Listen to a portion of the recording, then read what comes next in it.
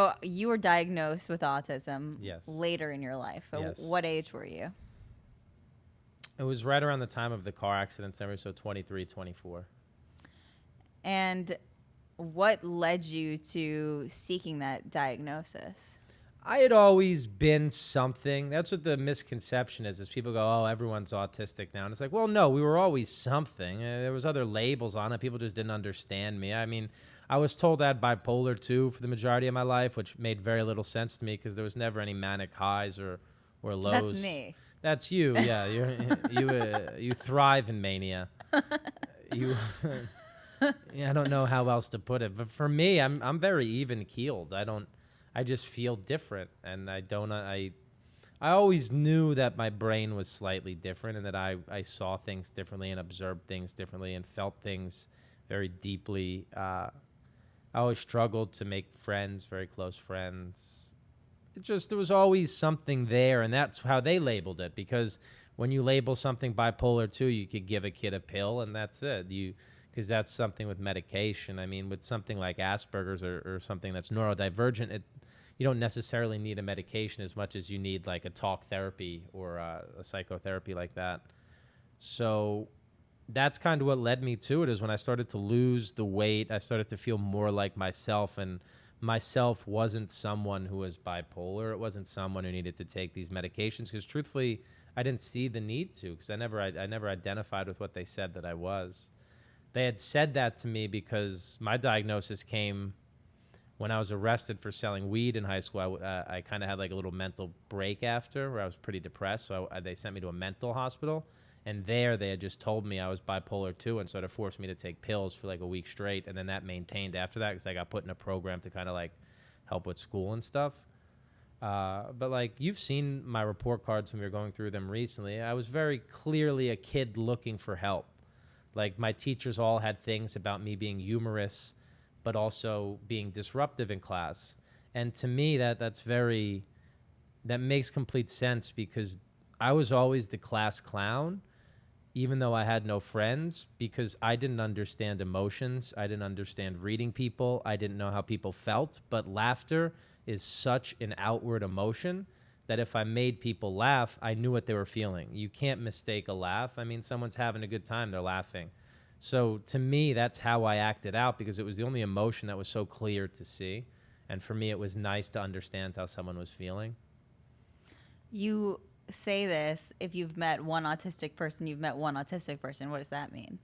I think because the neurodivergency spectrum has just increased tenfold. I mean, especially taking something like Asperger's and putting it under the autism umbrella.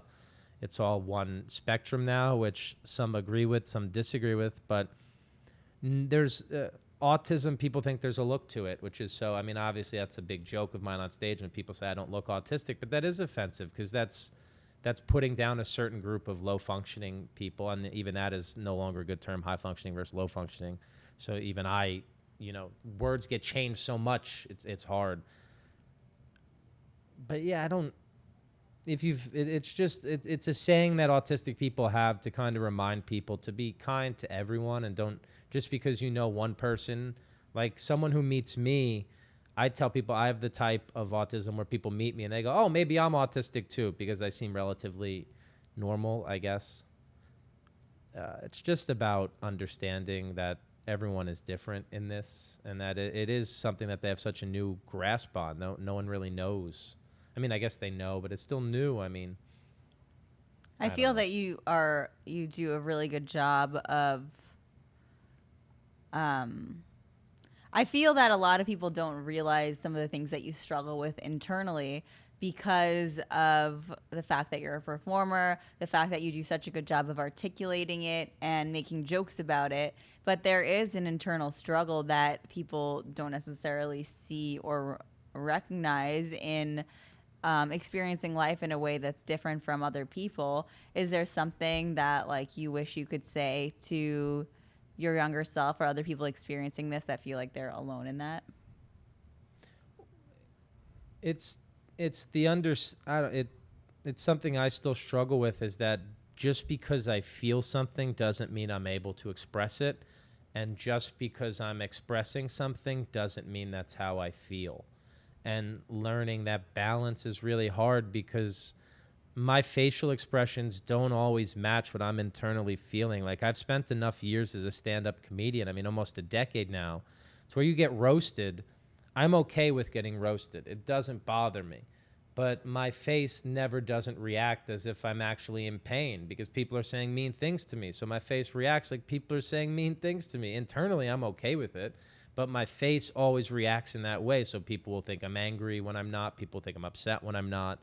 Then there's the whole thing of like, I feel so much empathy for so many people. There's this stigma that autistic people are less empathetic, when on the flip side, we're actually incredibly empathetic. We feel very hard, but we can't always express it. Like, I love my parents in such a deep way, but I've never been able to comfortably hug them. I don't like hugging my parents. I don't like expressing the love with them. They know that I love them, and I know that they love me, and that's okay with me. When I know that I trust someone, I don't need to touch them. I don't need to express, like, that's one thing that's really hard too, when you know that you want these people to know what you feel about them, but you can't always express it. And even when you try your hardest, you can't. Like, the most I could give is like a one-armed hug. You know, I don't. Unless it's my dad, he'll squeeze the shit out of you. Yeah, some people don't really let you get away with it, and then I'll just awkwardly just be there it's terrible.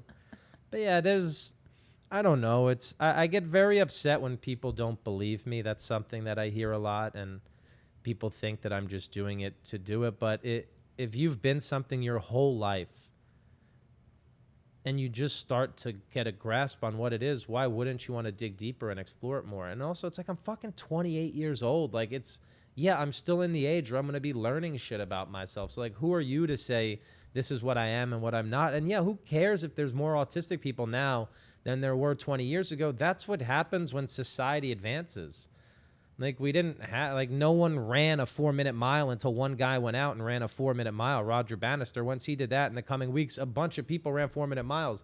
That's just the way the world works. When someone discovers something or something changes, an influx goes in that area. I mean, if we don't have a good understanding of mental health and then the understanding gets better, wouldn't we want to celebrate that instead of putting down the people who are now learning what they are?